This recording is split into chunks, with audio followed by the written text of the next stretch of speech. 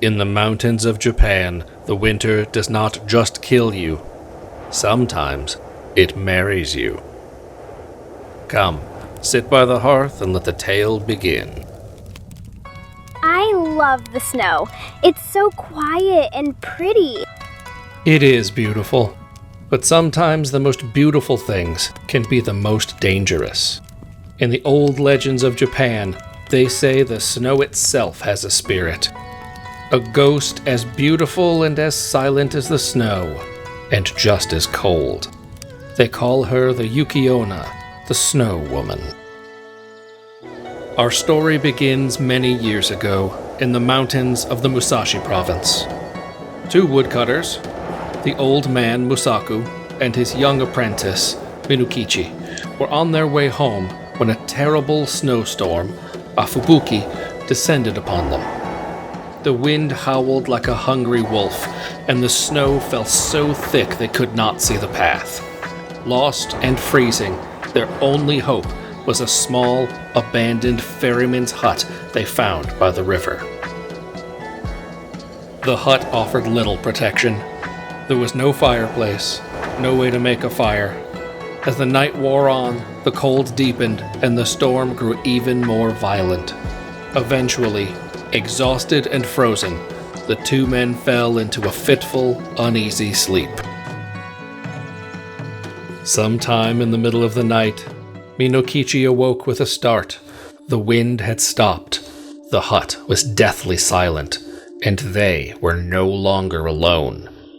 Standing over his master was a woman, impossibly beautiful, dressed all in white. She floated towards the old man and bent over him, her lips close to his face. She was not a human. She was the Yuki-onna. She breathed upon him, and her breath was a pure white smoke. In an instant, Musaku was frozen solid, a statue of ice. She then turned to Minokichi. He tried to scream, but no sound would come out. She brought her face closer and closer, and he could feel the life-stealing cold of her presence. I was going to kill you the same as him. But you are too young, too beautiful. I will spare you. On one condition, you must never speak of me or what you have seen this night. If you ever tell another soul, I will know. And I will return for you. Then, as silently as she appeared, she floated through the door and vanished into the snow. The next morning, Minokichi was found by another woodsman, half dead and delirious in the abandoned hut. For a year he was haunted by nightmares of a beautiful, cold ghost. He kept his oath, telling no one what he had seen, but the memory was a shard of ice in his heart. But spring eventually came, and with it new life. One day he met a woman named Yuki. Her kindness was a warmth he had not felt in a long time. You look troubled, Minokichi-san. The forest is a lonely place for one man. The work is hard, but it must be done. My master, he taught me well. A good teacher is a gift, as is a warm fire at the end of the day. You must come and share our tea sometime. They fell in love. Their home was filled with the sounds of laughter. Minokichi would return from the forest to find his eldest son, Kenji, practicing with a wooden sword, while his daughter, Hana, would run to him with a wildflower. And Yuki was the heart of it all, her gentle smile a constant sun that had melted the winter from his soul. The memory of the hut, once a terrifying ghost, had faded into nothing more than a half-forgotten dream. One snowy evening, years later, as the family sat together, Minokichi decided to tell his children a spooky story from his youth. And in the hut that night, I saw the most beautiful woman. I don't know if it was a dream, or if I saw a ghost. What color was her kimono, husband?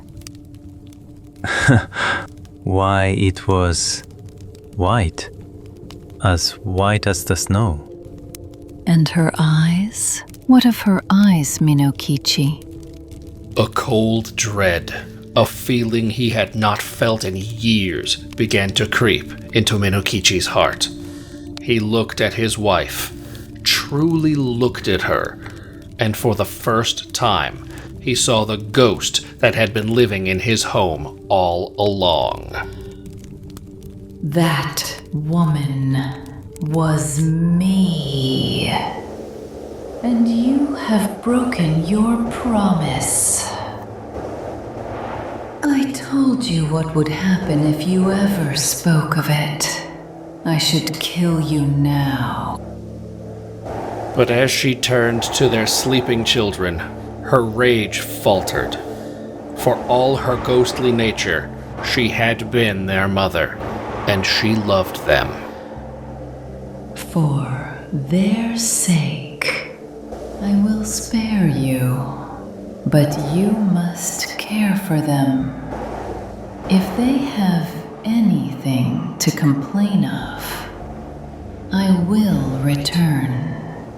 And this time, I will have no mercy.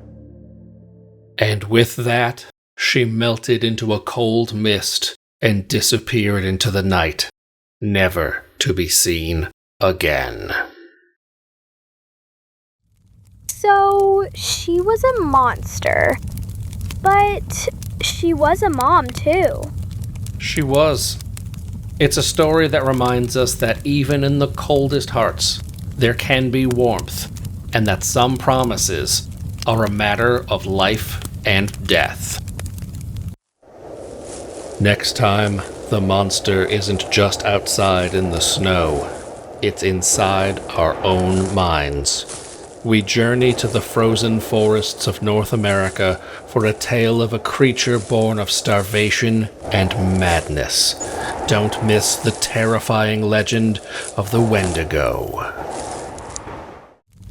If you crave more tales that blur the line between this world and the next, join me every week in October for Spooky Season by the Hearth. From banshees to witches, each story will chill your bones and warm your heart.